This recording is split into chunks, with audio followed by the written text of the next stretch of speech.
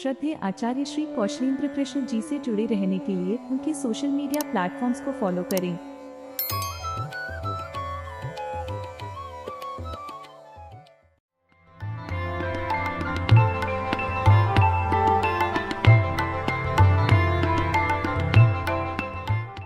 पूरी श्रृंखला केवल उन हेतु है जो मनुस्मृति को निष्पक्ष एवं खुले दिमाग से जानना चाहते हैं।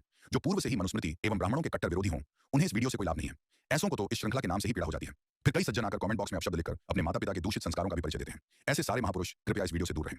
आज के वीडियो में हम आप सबसे चर्चा करेंगे कि आयु बढ़ाने का मंत्र क्या है, आयु बढ़ाने के साधन कौन कौन से हैं और इसके अतिरिक्त धर्माधर्म की भी चर्चा होगी। अतः इस वीडियो की चर्चा आप अपने घर में अपने बच्चों से भी कर सकते हैं, जिससे उनमें भी सदाचार का अंकुरण हो।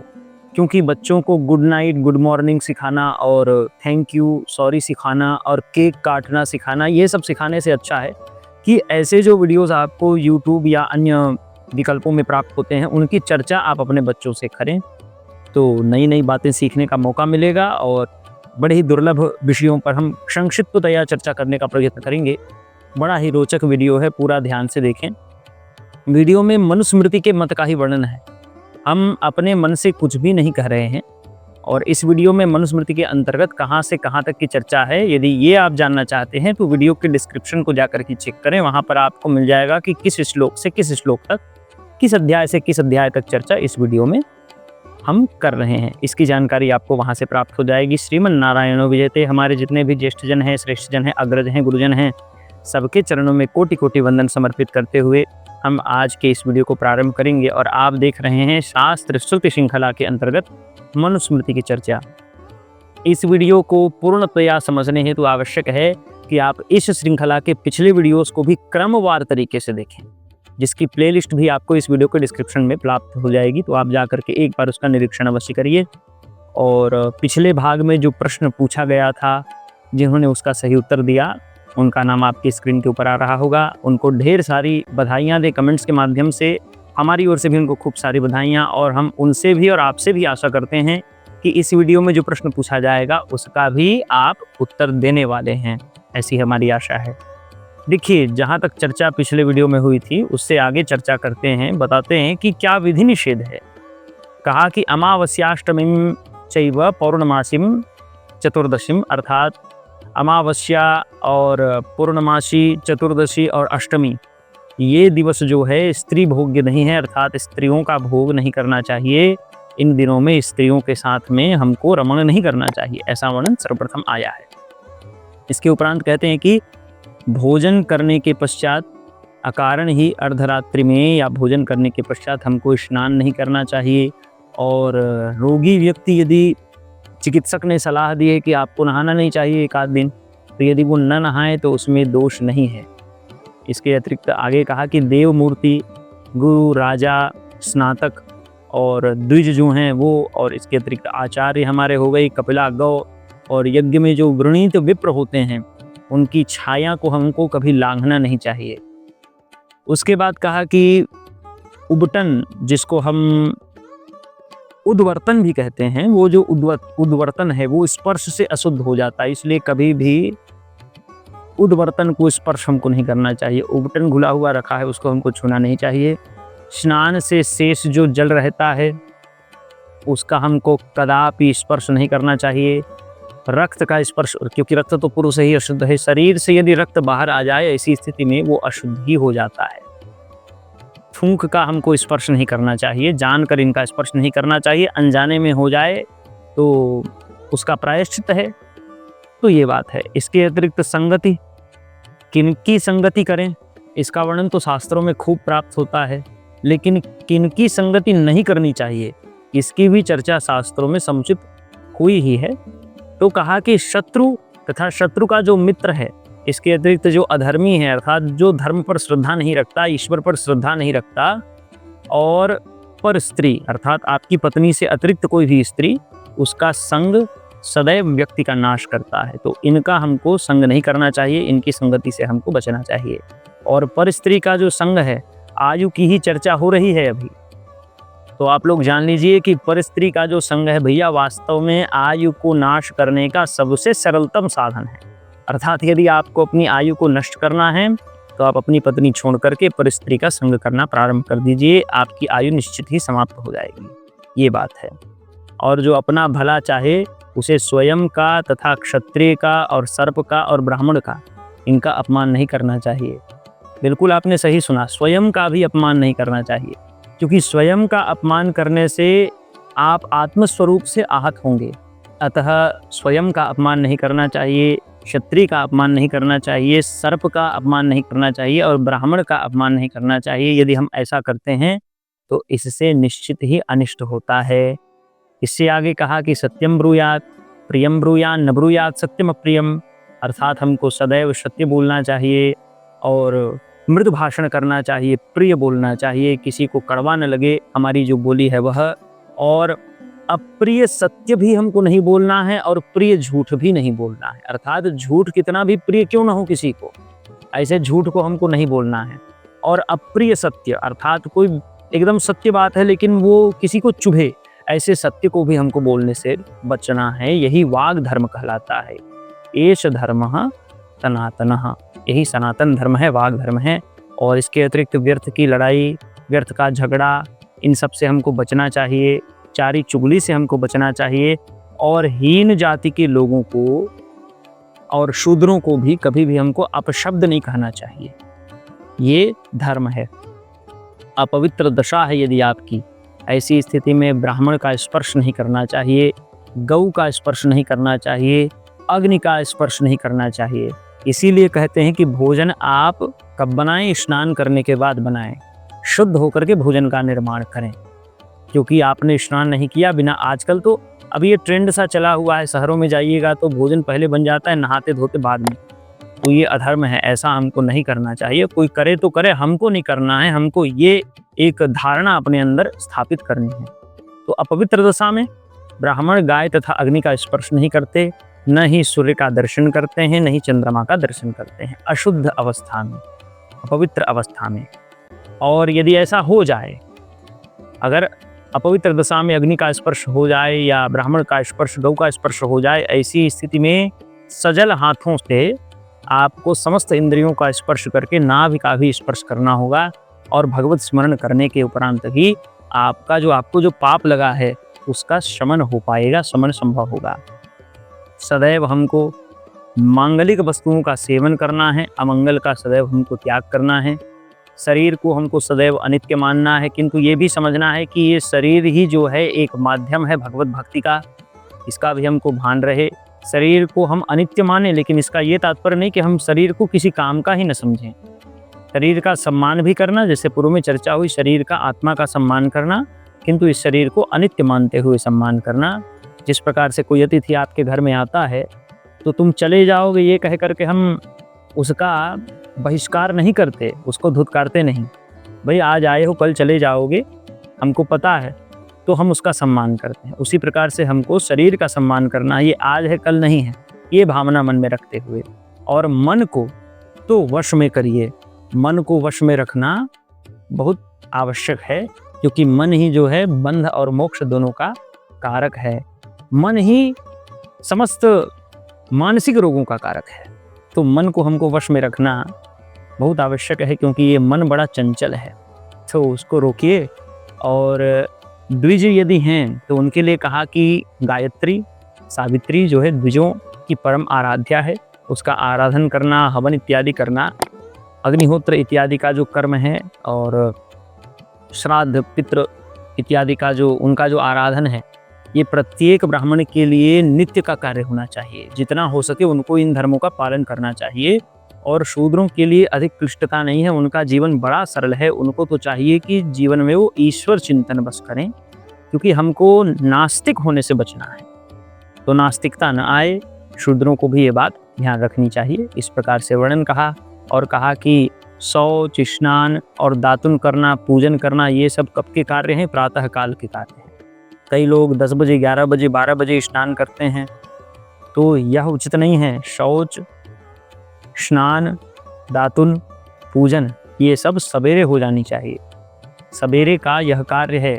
और इसको ऐसे नहीं कि आप नहा बस लिए, नहाने के लिए तो भैंस जाती है, जा करके तालाब में डुबकी लगा के निकल जाती है। विधि पूर्वक आपको स्नान करना है। जो स्नान की विधि है, जो दातुन की विधि है, जो शास्त्रों में दी गई है, उसके अनुरूप हमको आचरण करना चाहिए। यदि हम इन आचरणों को नहीं करेंगे तो फिर हम में और जंतुओं में अंतर ही क्या हो जाएगा। मनुष्य और जंतुओं का विवेक वास्तव में यही जो आचार हैं हमारे, वो आचार कराते हैं। इसीलिए जो आचरण है उसको हमको मनुष्यों के समान बनाना है, मनुष्यों के आचरण को अपनाना है। बिना विधि के हम स्नान नहीं कर सकते, दातुन नहीं कर सकते, पूजन तो किया ही नहीं जाता, ये बात है। तो इस प्रकार से धर्म का वर्णन हमको मनुस्मृति में प्राप्त होता है। इसके अतिरिक्त तो पर्वों का जो अवसर होता है, वैसे हमको मंदिर तो सदैव जाना ही चाहिए, भगवान का दर्शन सदैव करना ही चाहिए।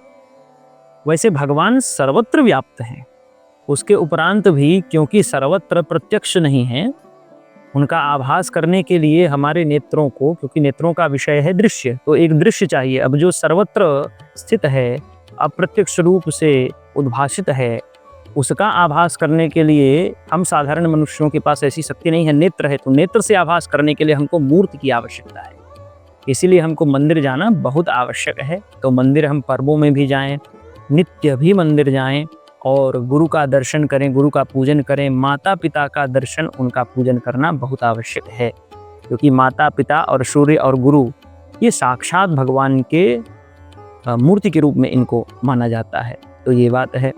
और गुरु हैं और वृद्ध मान्य पुरुष हैं, वो यदि आएँ तो उनको प्रणाम करना और उनके आगमन पर अपने आसन से उठ करके उनको आसन देना, उनको बिठाना और उनके आसन से निचले आसन पर बैठना, अर्थात उनके समकक्ष नहीं बैठना, ये सब आचार है। तो सदाचार, ये जो सदाचार है वास्तव में सर्वत्र सम्मान दिलाने वाला है। अर्थात आपके अंदर ये सदाचार यदि होंगे तो आपको सदैव सब सम्मानित करेंगे, आपकी आयु बढ़ेगी। और यदि आप गृहस्थ हैं तो आपको अपनी मन इच्छित संतान भी प्राप्त होगी। अर्थात आप चाहते हैं कि मेरी संतान ऐसी हो, उसमें ये गुण हो, तो आपको वैसे संतान भी प्राप्त होंगे। इसीलिए आचार जो है परम धर्म है। आचार को आचारः परमो धर्मः, उसको परम धर्म मानना चाहिए। तो आचार, और यहाँ तक कहा गया कि जिसके अंदर सारे दुर्गुण भरे, सारे दुर्गुण उसके अंदर हैं, किंतु यदि वह सदाचारी है, सदाचार उसके अंदर है, ऐसी स्थिति में, और श्राद्ध में उसकी श्रद्धा है, ऐसी स्थिति में निश्चित ही उसको दीर्घायु की प्राप्ति होती है। सुबह उठकर माता पिता को प्रणाम करें, पूजन करने के उपरांत भी प्रणाम करें माता पिता को, भगवान को शयन कराने के उपरांत रात्रि काल में भी माता पिता को प्रणाम करें, गुरु को प्रणाम करें, और गुरु माता पिता इत्यादि के सोने के उपरांत ही सोएं। गुरु माता पिता इसलिए हमने कहा क्योंकि यदि आप गुरुकुल में हैं, ऐसी स्थिति में गुरु को ही करना है, घर में है तो माता पिता। गृहस्थ के लिए भी ये नियम है, यदि माता पिता के साथ में हैं तो माता पिता का इस प्रकार से हमको ध्यान रखना चाहिए। ये कृत्य हमको माता पिता के प्रति भी करना चाहिए, ये धर्म हमको करना चाहिए।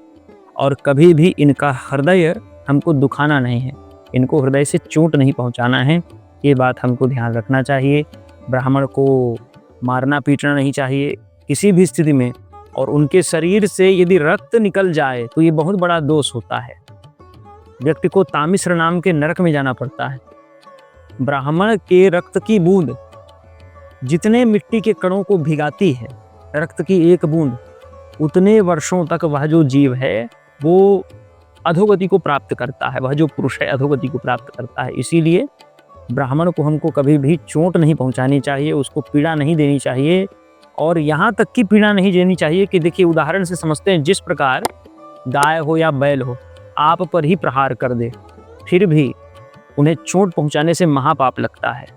गाय यदि आकर के अपनी सींग से आप पर प्रहार कर दे, इसका ये मतलब नहीं कि आप भी उस पर प्रहार करो, क्योंकि वह जो है मातृ स्वरूपा है, बैल जो है धर्म का स्वरूप है, उस पर हमको प्रहार नहीं करना चाहिए। इसी प्रकार से हमको ब्राह्मणों के ऊपर भी, ब्राह्मण भले ही कितना भी दुष्ट हो जाए, ऐसी स्थिति में भी उसके ऊपर प्रहार हमको नहीं करना चाहिए। गाय बैल यदि प्रहार करे तो उन पर उल्टा वार करने से अच्छा है कि आप अपनी रक्षा कर लीजिए, वहाँ से भाग जाइए, किसी न किसी प्रकार से अपनी रक्षा करिए, ये नहीं कि आप उस पर आक्रमण कर दें, ये अनुचित है। ब्राह्मणों के ऊपर भी इसी प्रकार से हमको, ब्राह्मण कितना भी दुष्ट क्यों न हो, वो जो पाप कर्म कर रहा है उसका फल वह स्वयं भोगेगा, उसको दंड देने के आप अधिकारी नहीं हैं। यहाँ तक कि यदि ब्राह्मण को मृत्यु दंड दिया जाए तो मृत्यु दंड देने का भी विधान अलग है। भगवान कहते हैं कि ब्राह्मण को शारीरिक मृत्यु दंड नहीं दिया जाता। कहा गया कि वपनम द्रविडादानम स्थानान निर्यापणम तथा एष ही ब्रह्म बंधूनाम, अर्थात जो दुष्ट ब्राह्मण हैं उनका वध क्या है? वधो नान्योस्त दैहिकः, दैहिक वध उनका नहीं होता, अपितु वपन करा दो, मुंडन करा दो, द्रविडादान, उनका जो धन है उसको ले करके बांट दो। अब ब्राह्मण के धन का उपभोग तो आप कर नहीं सकते, तो बांट दो। स्थानान निर्यापणम, उनको स्थान से निकाल दो। यही ब्राह्मण का मृत्युदंड है। इसी को ब्राह्मण का मृत्युदंड जाना जाता है, क्योंकि ब्राह्मण भले ही धर्महीन हो जाए, दुष्ट हो जाए, किंतु जात्या ब्राह्मण एव च तो होता ही है। महर्षि पतंजलि ने इस प्रकार से उद्घोष किया है, जात्या ब्राह्मण एव च, जो तपस्वताभ्याम यो हीनो, तप और श्रुति से भी जो हीन हो वह जात्या ब्राह्मण एव च तो रहता ही है। इस प्रकार से कहा कि ब्राह्मण यदि दुष्ट भी हो जाए उसको चोट हमको नहीं पहुंचाना चाहिए। हालांकि यह प्रहार वाली जो बात है, चोट पहुंचाने वाली बात है, ये लागू नहीं होती जब ब्राह्मण ही युद्ध में योद्धा बन करके आ डटे, जैसे कि महाभारत में हुआ था। तो ऐसी स्थिति में ये बात लागू नहीं होती। अन्यथा सर्वत्र ये बात हमको दृश्य है ही, और इन धर्मों को हमको मानना चाहिए। तो ये सब कार्य हैं, इन कार्यों का उचित आचरण से पालन न करने से ही व्यक्ति की आयु जो है नष्ट हो जाती है। तब भी आयु को नष्ट करने का सबसे यदि उत्कृष्टतम कारक यदि हम अन्वेषण करें, मनु महाराज के अनुरूप आयु को नष्ट करने का सबसे बड़ा कारक, इन समस्त कारकों से सबसे अधिक शक्तिशाली यदि आयु को नष्ट करने का कारक, सबसे फास्ट जो आयु को समाप्त करे, ऐसा यदि कोई कारक है तो वो है, क्या है? न हीदृशं अनायुष्यम लोके किंचन विद्यते यादृशं पुरुषस्येह परदारोप सेवनम, अर्थात परदारोप सेवन, अर्थात पर स्त्री का जो सेवन है, यह लोगों की आयु को सबसे फास्ट नष्ट करता है, सबसे शीघ्र नष्ट करता है। तो हमको कभी भी पर स्त्री का सेवन नहीं करना चाहिए। वह प्रत्येक स्त्री जो आपकी पत्नी नहीं है, पर स्त्री है, जो कन्या आपकी पत्नी बनने वाली हो, अभी बनी नहीं हो, बनने वाली हो, वह भी विवाह से पूर्व तक पर स्त्री ही है, और विवाह से पूर्व पत्नी भाव से वह स्पर्श योग्य भी नहीं है। कहा तो यहाँ तक गया है कि पत्नी होने वाली जो कन्या है उसका दर्शन भी महापाप है, उसका दर्शन हमको नहीं करना चाहिए। क्योंकि पुरुष जिसका दर्शन करे उसको या तो बहन के भाव से देखेगा, माँ के भाव से देखेगा, या बेटी के भाव से देखेगा। पुरुष को यही आदेश है शास्त्रों का, शास्त्र शासन करते हैं सबके ऊपर। शास्त्र कहते हैं किसी भी स्त्री को आप बहन, माँ, बेटी के अतिरिक्त तो किसी अन्य भाव से नहीं देख सकते, और यदि पत्नी के भाव से विवाह होने से पूर्व ही आप उसको देखने लग जाएंगे, ऐसी स्थिति में फिर वह अधर्म होगा।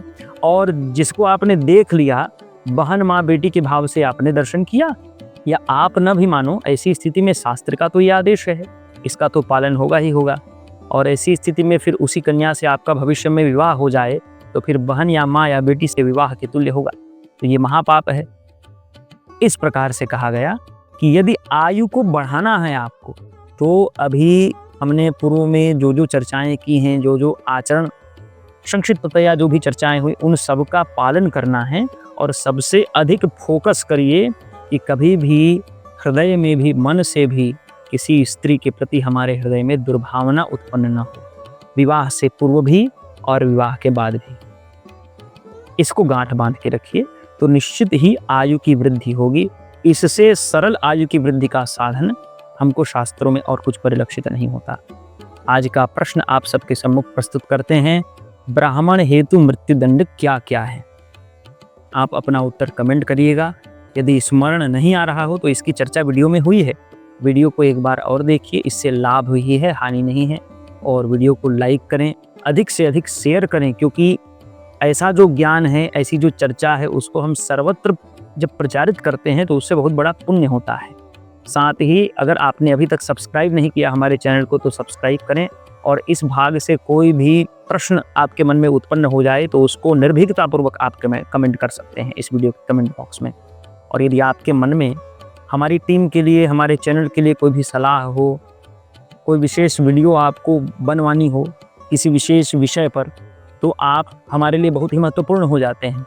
हमारे चैनल में सलाहकार का विशेषाधिकार प्राप्त करने हेतु नीचे दिए ज्वाइन बटन को क्लिक करिए, जो ज्वाइन बटन आपको सब्सक्राइब बटन के बगल में प्राप्त होगा, तो आप जा करके एक बार वहाँ पर देख सकते हैं।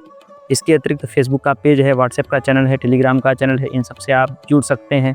और इंस्टाग्राम भी है, वहाँ पर भी इसी प्रकार से कुछ अच्छी बातों पर हम चर्चा किया करते हैं। प्रतिदिन वहाँ पर रील्स अपलोड होती ही हैं, तो उसमें भी जाकर के आप जुड़ सकते हैं। और हमारी वेबसाइट भी है, ये सब की लिंक्स आपको वीडियो के डिस्क्रिप्शन में प्राप्त हो जाएंगी। इसके अतिरिक्त हमारी भागवत इत्यादि कथाओं के आयोजन से संबद्ध कोई भी प्रश्न आपके मन में हो तो हमारा व्हाट्सएप नंबर भी इस वीडियो के डिस्क्रिप्शन में प्राप्त हो जाएगा, तो आप जा करके एक बार अवश्य वीडियो डिस्क्रिप्शन में इनका अन्वेषण करिए। और यदि आप चाहते हैं कि ऐसे ही वीडियो हम भविष्य में भी लाते रहें, बनाते रहें, टीम को सहयोग करना पड़ेगा, आर्थिक सहयोग बहुत आवश्यक है। तो यदि आप कुछ आर्थिक सहयोग करना चाहते हैं हमारी टीम को, कौशलोदय टीम को, तो उसका विधान आपको वीडियो के कमेंट बॉक्स में पिंड कमेंट के रूप में प्राप्त हो जाएगा, तो आप जा करके अवश्य एक बार देखें। आशा है यह वीडियो आपको पसंद आया होगा। जय श्रीमन नारायण।